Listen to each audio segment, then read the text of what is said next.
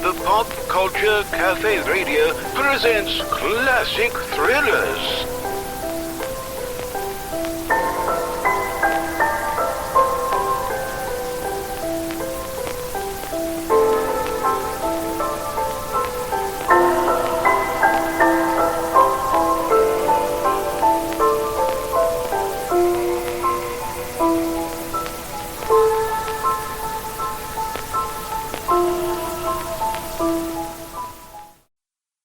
Now, Roma Wines present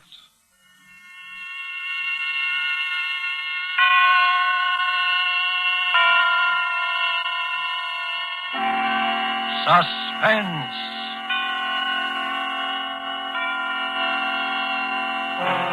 Tonight, Voyage Through Darkness, starring Olivia de Havilland and Reginald Gardner. Suspense is presented for your enjoyment by Roma Wines. That's R-O-M-A, Roma Wines. Those excellent California wines that can add so much pleasantness to the way you live, to your happiness in entertaining guests, to your enjoyment of everyday meals. Yes, right now a glassful would be very pleasant as Roma Wines bring you Suspense.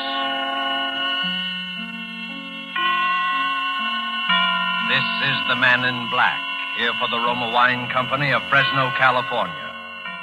Tonight from Hollywood, we bring you the distinguished American leading lady of the screen, Miss Olivia de Havilland. Miss de Havilland appears as a girl named Judith Webster, who found herself embarked upon a journey into darkness. Traveling with her on this perilous voyage is that suave and debonair actor, Mr. Reginald Gardner. So with the performances of Mr. Havilland and Mr. Gardner in this sea-going adventure play, we again hope to keep you in suspense.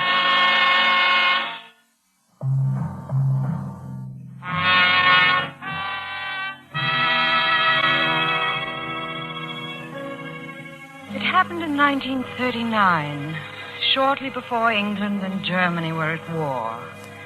I was in London, serving as traveling companion to Mrs. Edna Prescott, a wealthy, quite elderly American woman.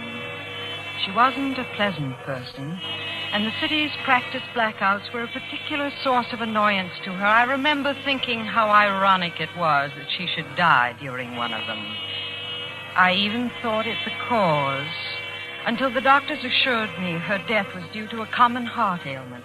I was very busy for the next few days, arranging passage to America, getting my train ticket down to Southampton, and carrying out the promise I had made so many times to Mrs. Prescott.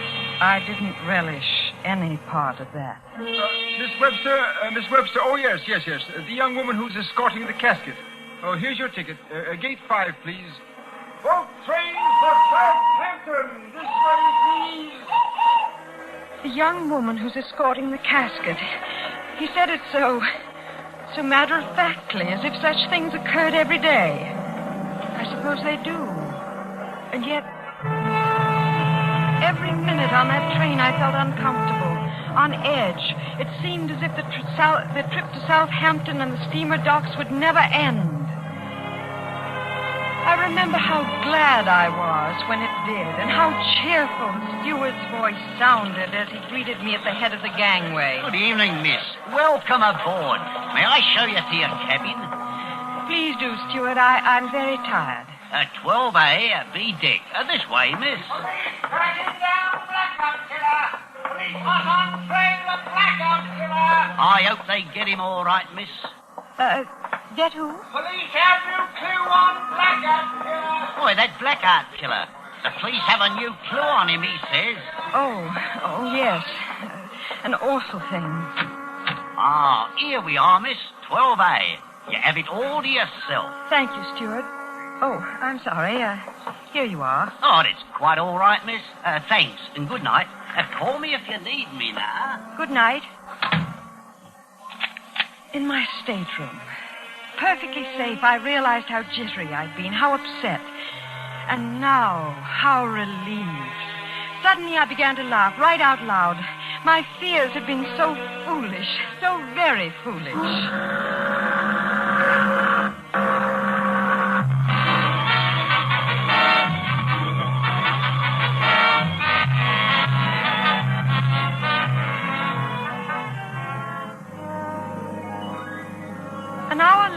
I went out on deck. I no longer felt tired, and I wanted to watch the lights of the coastline fading away from us. I was standing near the aft rail, quietly looking out across the water, when he first spoke. Beautiful, isn't it? Oh. I'm sorry. Did I frighten you? Oh, yes. Yes, you did. I didn't realize there was anyone near that lifeboat. Well, I'm sorry. I was sure you saw me. I never would have... Well, it's all right, really. I've been nervous tonight anyway. I'm not always so jumpy. What you need is an ocean voyage. Maybe that's it. Were you watching the shore lights? Yes, and I never did answer your question. They are beautiful. Very. And the sea alone is beautiful. She has moods, you know, just like a woman. Gentle sometimes and soothing, then suddenly flying into a rage and dashing things to pieces. And then quieting right down again. That's right. I see we feel the same about her. Does she frighten you sometimes? The same way women frighten me. Oh? I mean, when I don't understand them. Well, I thought it was the general male consensus that we weren't supposed to be understood. Only loved. Isn't that the rest of it? Something like that. Anyway, it's a philosophy I disagree with. That's refreshing. Ah, the lady is amused. Oh, not at all. It's just that the lady detects a bachelor. Because I have a mind of my own? Well, that's one good clue. Well, listen to me. I'm lecturing to you as if I believe that bit of triteness ends up as if I'd known you all my life. Oh, wait a minute. There's another which makes it perfectly all right. It's that shipboard friendships last forever business. However, my name is Alan Bruce. Yours? Judith Webster. A miss or... Miss. Good. Well, we got through that. Quite nicely. You suppose we could get through a dance? There's music in the salon. Well, there's no longer any view of the shore lights. However, you did say the sea alone was beautiful. I was so wrong. There's nothing as monotonous as all that water. It is kind of flat. Yes, well, let's trade it for champagne, shall we? Be with you in a minute. Where are you going? Well, just over here. Wanted to do the skipper a little favor. What is it? Oh, the lifeboat cover. How did that ever get so loose? I don't know. I noticed it a while back. There. Well, that should do it. Strange. It was almost as if... Oh, no. Well, what were you going to say? Well, I was going to get melodramatic and suggest that someone might have been hiding there. You mean a stowaway? Yes. Well, of course it's silly. I wouldn't say so. You're joking. Not at all. It's quite possible someone could have slipped on board and hid in that boat. That's why I think we shouldn't mention this to anyone. What? It would only cause an alarm.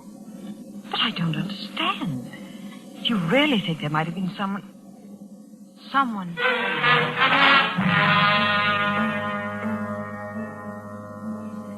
I shall never forget that moment and the thoughts which went racing through my mind. My nervousness on the train, those horrible headlines about the blackout killer that newsboy had shouted an hour before, Alan's strange attitude about the lifeboat, the whole unpleasant nature of this voyage, and my promise to Mrs. Prescott. I wanted to turn and run, wanted to cry out, but somehow I couldn't. It was like a dream when you can't move.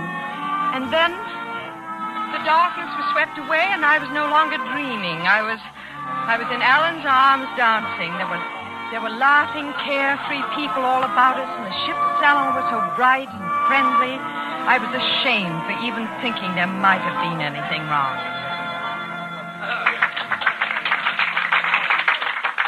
We had enough? They just brought our champagne. Well, in that case, yes. I'd about given up. Well, a fine way to talk about my dancing. You know perfectly well what I mean. Oh, all right.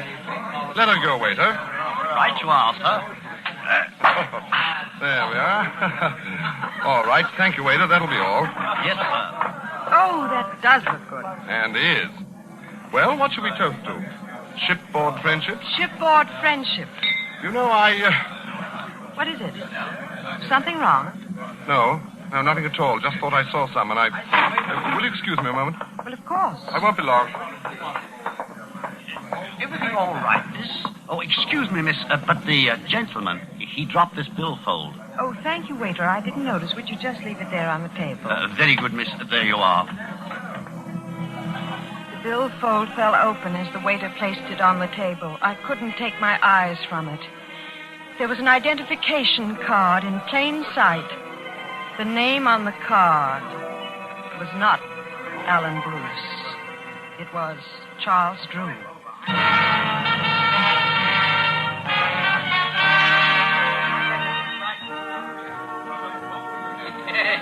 Sorry to have run off that way. I never should have. Didn't know the fellow at all. Say, you haven't touched your champagne. You'll let all the kick go out of it. I'm afraid all the kick has gone out of it. Well, we'll soon take care of it. Oh, my billfold. Where did you find it? It was on the floor. The waiter picked it up. The waiter, did he look at it? No. Well, we found an honest man, eh? Have to remember him. Hadn't you better look to see if you found an honest woman? I'll take a chance. On my honesty, yes. But what about a woman's curiosity? Oh, I see. Well, now you know. Well, I must be more careful of my things in future. But you know, I'm sure you wouldn't tell anyone anything. No? No. I knew from the very first that I could trust you. Implicitly. Stop your music. Stop your music. Stop your music. Stop. What's happening? What's up, Stuart? Why is the music stop? What's the matter here? Attention! Attention, everybody! Everybody!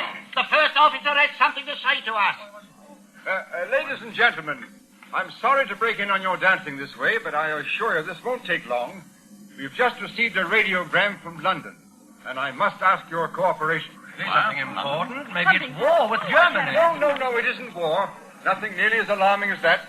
However, the London police suspect that we're carrying a stowaway, and they've asked us to make a thorough search of the ship and report back to them. Really? Must be a criminal. A criminal? Oh, no, I don't... Perhaps it's the blackout killer. A killer? No more shit? Now, wait a moment, please, ladies and gentlemen. It won't help to get excited.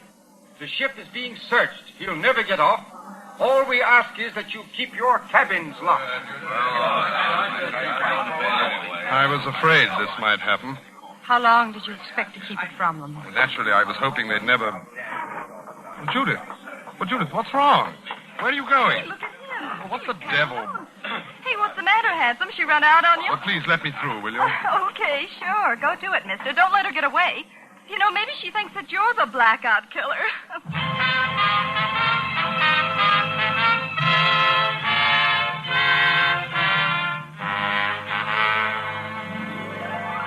Tonight for Suspense, Roma Wines are bringing you Olivia de Havilland and Reginald Gardner. You have heard them in the first act of Voyage Through Darkness by Joel Malone, tonight's tale of suspense.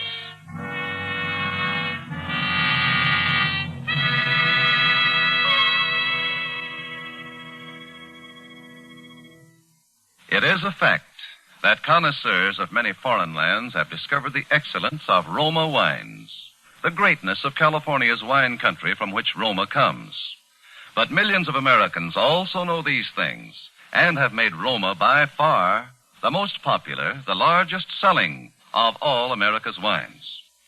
Here at home, Roma wines are truly inexpensive.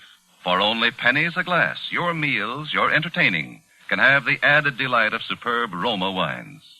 You will find them constant in quality, of unvarying excellent taste and character. Fine products of age-old winemaking skill, perfected by modern knowledge.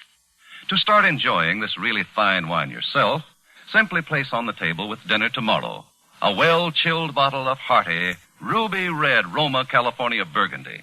Don't worry about what the meal is or what glasses you have handy. You'll be delightfully surprised at how much extra enjoyment you get from your meal. How Roma wine makes even the simplest meal a feast. Enjoy Roma wines anytime with meals when entertaining. It's the easy, inexpensive way to make a big hit with guests and with the family.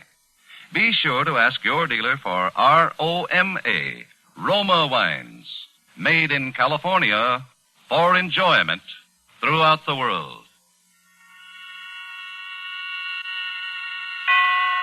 And now it is with pleasure that we bring back to our soundstage Miss Olivia de Havilland and Mr. Reginald Gardner as they continue Voyage Through Darkness, a Tale well calculated to keep you in suspense.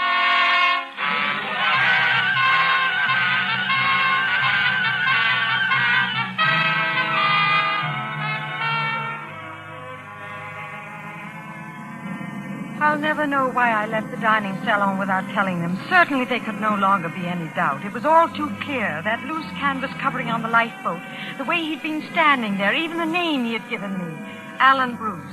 I saw it later on the regular passenger list. He must have killed Bruce and thrown him overboard, taking not only his name, but his stateroom and clothes. It was all so fantastic. Worse than anything else. I had almost fallen in love with him.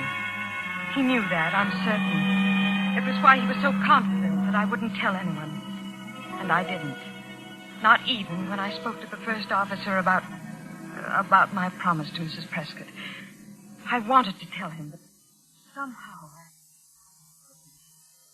Webster, I'll arrange it for early tomorrow morning. Most of the passengers will be asleep. Thank you.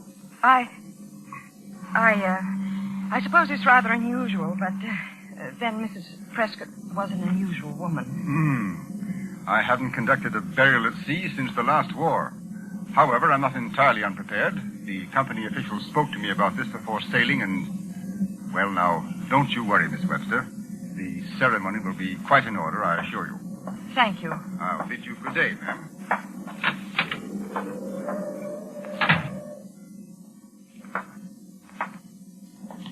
I wish you hadn't done that. Oh, I'm sorry. I seem to have a habit of startling you. What do you want? How long have you been standing there? Long enough to overhear that conversation. You had no right. What are you doing in my cabin? Please, I know what you're going to say. I had no right to be here or to listen. However, it's fortunate that I did. What do you mean?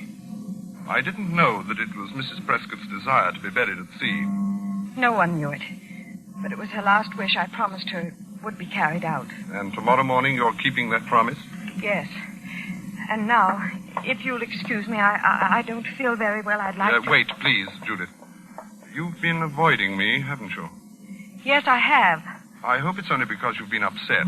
About Mrs. Prescott, I mean. That's one reason. Oh, I'm sorry. I almost thought we were beginning to become very good friends. You know, you're the only person on board whom I can trust. You're very sure about that, aren't you? Of course. You know who I am and what I'm doing on this ship, and yet you've told no one. I've wanted to. I know. Women were never meant to keep secrets. However, I'm going to ask you to keep one more. I'd rather not. Sorry. I must include you this time. You see, it requires a change in your plans so they'll fit in with mine. I'm afraid I don't understand. It's very simple. Judith, this may upset you, but I must ask that you tell them that you've changed your mind, that you don't want Mrs. Prescott buried at sea. What? You remember what they said? Even if they couldn't find the stowaway, he'd never get off the ship. Well, he could get off very easily if you'd allow him to take Mrs. Prescott's place in that casket. What, in that casket? Yes. Clever, eh? Clever? Well, not every man would think of it. Simple as it may seem, everyone searching the ship, questioning each passenger, and all the while the man they were seeking would be safe inside the casket. He would only have to wait, patiently, and then be hoisted from the ship's hold, lowered onto the pier, and whisked safely away in a funeral car. And when he was discovered by the funeral attendants? Oh, I'm sure they'd be so shocked at the dead coming to life, he'd have little trouble in... Stop it! Stop it, do you hear? If you haven't any respect for the dead, I'm afraid I have. Oh, Mrs. Prescott, you mean? I should have told you that part of it. Her last wish has already been carried out. You see, her body was removed from the casket the night we sailed. Mrs. Prescott is already buried at sea. You've thought of everything, haven't you?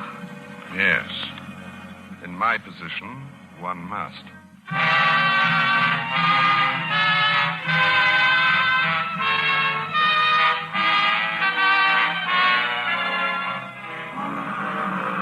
I remained in my cabin all that day and the next, I was afraid to see him again. I can't explain the strange fascination he held over me. I remember how surprised the first officer looked when I told him I had changed my mind about burial. It was as if he sensed the truth, as if he knew Mrs. Prescott's body wasn't in the casket, that it was empty. But of course it was only my imagination and my sense of guilt for this terrible wrong I was doing.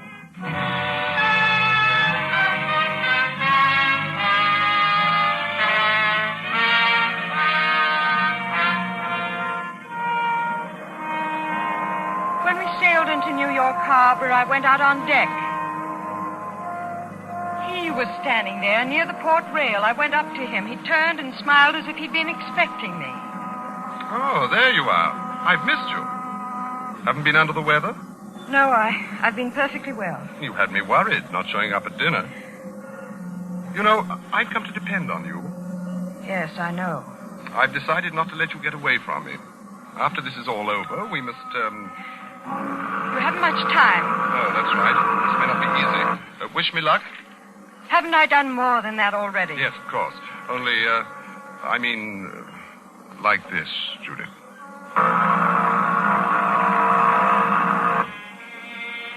As suddenly as he had taken me in his arms, he released me, and I remained there by the rail as he hurried away. I watched as the ship moved on into the harbor under the guidance of the tugboats with their shrill, insistent little whistles. I listened to the shouts of the crew and longshoremen. Soon we were alongside the pier. On ashore, going ashore. And the steward was shouting from the head of the gangway, and then I saw it. The casket. They were lowering it toward the pier. There was a car waiting, a long black car, and suddenly I realized what I had done, what a fool I had been, what a cowardly, frightened little fool.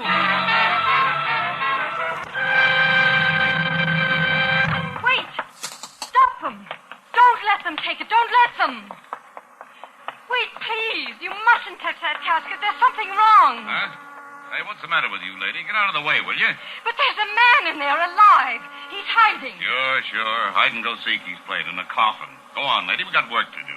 Slam those rear doors tight, Ed. Please, you must listen to me. If you won't, I'll call the police. Someone has got to stop him. Did I hear you call for the police? Oh, yes, these men won't listen to me, but there's a man hiding in this casket. Of course there is. We put him in there, Judith. What did you say? I said we put him in there. Or rather, we let him walk right into our trap. Wait a minute. Are you trying to tell me there's someone else inside that casket? Well, surely you're not trying to say that you thought I was in there. But who else? Who else? Why, the blackout killer, of course. Then he's getting away. You're letting him get away. No, Judith. No. Those men know who's inside that casket. And they know right where to take him. Take him? You know, Judith, for someone who helped plan this entire thing, you're acting very strangely. I'm acting strangely. It's almost as if you didn't know who I am at all. I don't. What?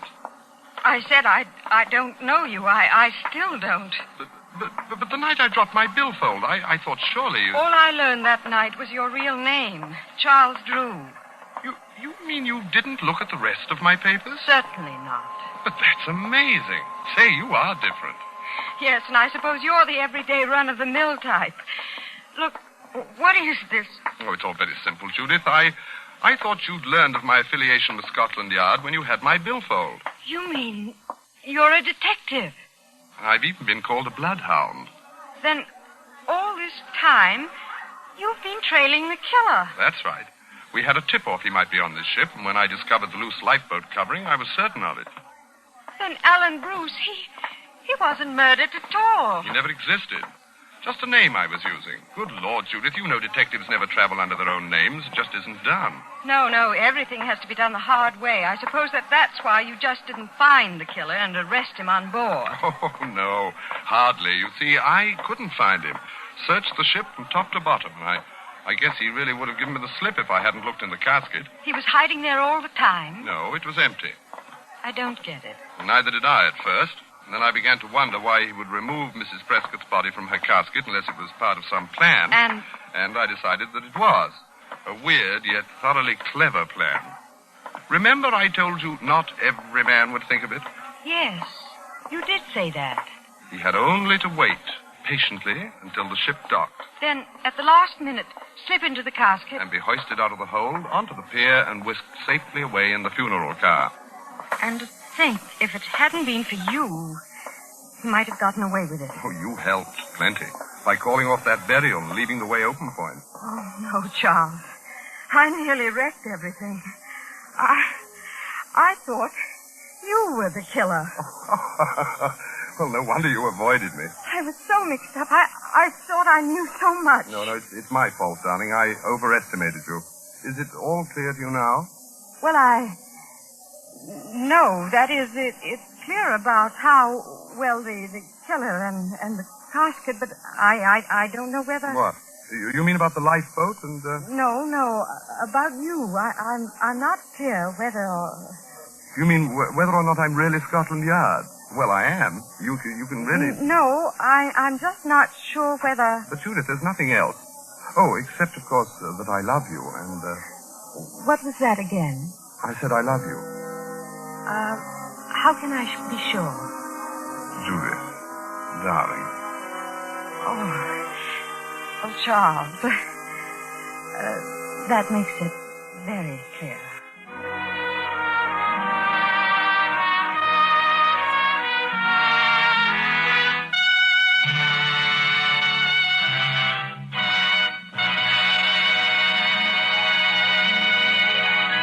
And so closes Voyage Through Darkness, starring Olivia de Havilland and Reginald Gardner. Tonight's study in Suspense. Suspense is produced and directed by William Spear. If you are one who does not yet know how much and how delightfully Roma wines add to your meals, well, let me urge you not to miss out any longer on such a treat as this. There's nothing complicated about it. Just get and serve Roma wine with any meal or any time in any kind of glass you wish. Serve it chilled. Try the many different kinds of Roma wine until you find those you like best of all. Try Roma California Sherry with its wonderful nut-like flavor as an appetizer. Or Ruby Red Roma Burgundy, or the deliciously delicate-flavored Roma Sauterne. These superb wines cost you only pennies a glassful. Yet they make even the simplest meal taste like $1 million. Get some today. And if your dealer is temporarily out of Roma, please try again soon. Ask for ROMA, Roma Wines, America's largest selling wines. Made in California for enjoyment throughout the world. This is Olivia de Havilland. I have certainly enjoyed appearing here tonight on Suspense, which is a program I've admired for a very long time. Our government has asked us to bring to the attention of women listeners a very important message. In spite of our wonderful victories on all the fighting fronts, you must remember that the war is by no means over or nearly over. Hundreds of thousands of women must get into war work this year. You're desperately needed, both because you are admirably fitted for these jobs and because you represent the only adequate source of labor to replace the men in the armed forces and in the heavy war industries. Make a realistic appraisal of your household duties and your state of health. Talk it over with your family and with friends who are now employed in war work or in one of the branches of the Women's Armed Services. If you are still in doubt after analyzing the situation, go to the United States Employment Service office and ask for information about the kinds of full-time or part-time jobs for which you are best suited. We cannot stress too highly how vitally necessary your immediate action can be. And here is a thought for everyone. 6 million Americans are fighting overseas.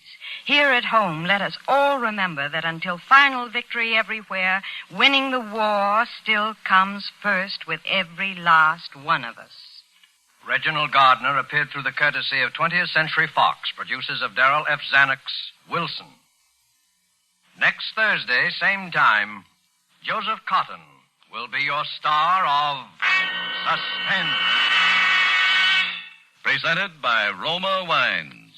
ROMA, made in California for enjoyment throughout the world.